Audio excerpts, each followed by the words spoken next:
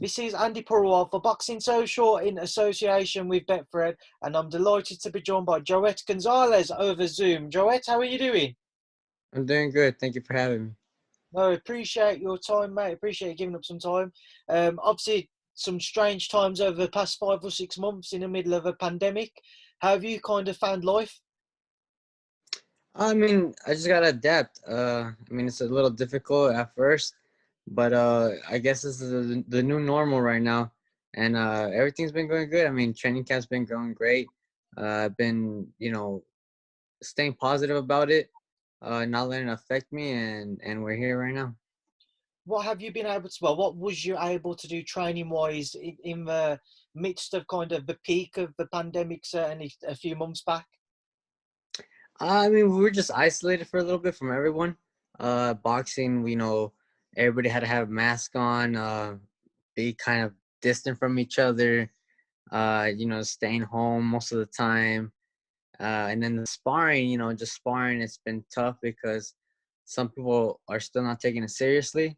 So we can't really trust everybody in sparring. So we've been keeping it closed doors and just having my brothers sparring me. That's something I was about to ask you. With regards to sparring, you just mentioned some people aren't taking it seriously. Can you firstly just expand on that for me? How do you mean people aren't taking it seriously? Yeah, like even some of us boxers, they're still going out and about, hanging out in parties or, with a large group of friends. And you can never, you don't know who they're hanging out with or who they're with. So you can't really trust them also. So that's where we're at with that. No, that's fair enough.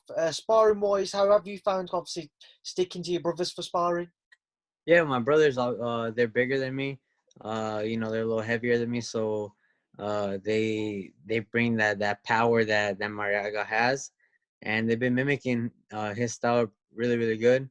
So we've been getting our rounds in. Um, so I don't think honestly it shouldn't be a problem. I'm still getting in my sparring. The only difference is that we're not going out to get sparring, so we should be good to fight.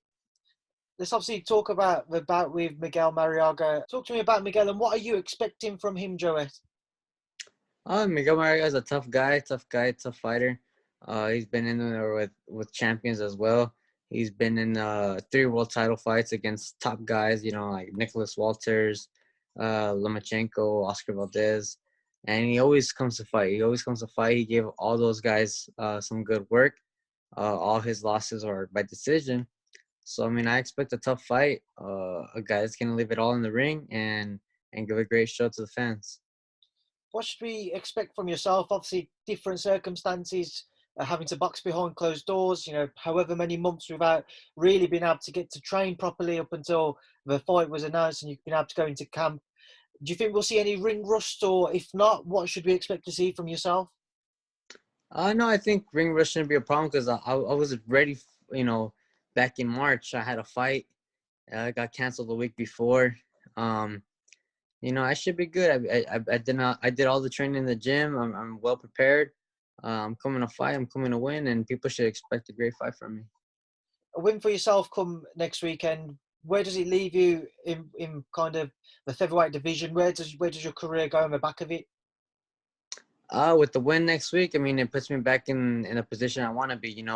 In a run for another world title shot. Uh, this is a big fight ahead of me. Once I get past Marriaga, I'm looking, for the champions again, trying to get another world title shot and go from there. It would be a second world title shot if you could secure one. Obviously, previously fighting Shakur Stevenson. Just reflect on that one for me, Joet. When you look back on that, what do you take from it from the learning experience? I know, like my manager and Golden Boy told me, we had a great camp, great sparring. Everything was really good in that camp, but sometimes everything goes so perfect and come fight day, just it's not your night. Things don't go your way, and that's what happened that night. There's times where people have camps and everything's terrible. Their weight is really bad. They're dehydrated. They do really bad in sparring, and then come fight day, they blow the guy out in 1 round.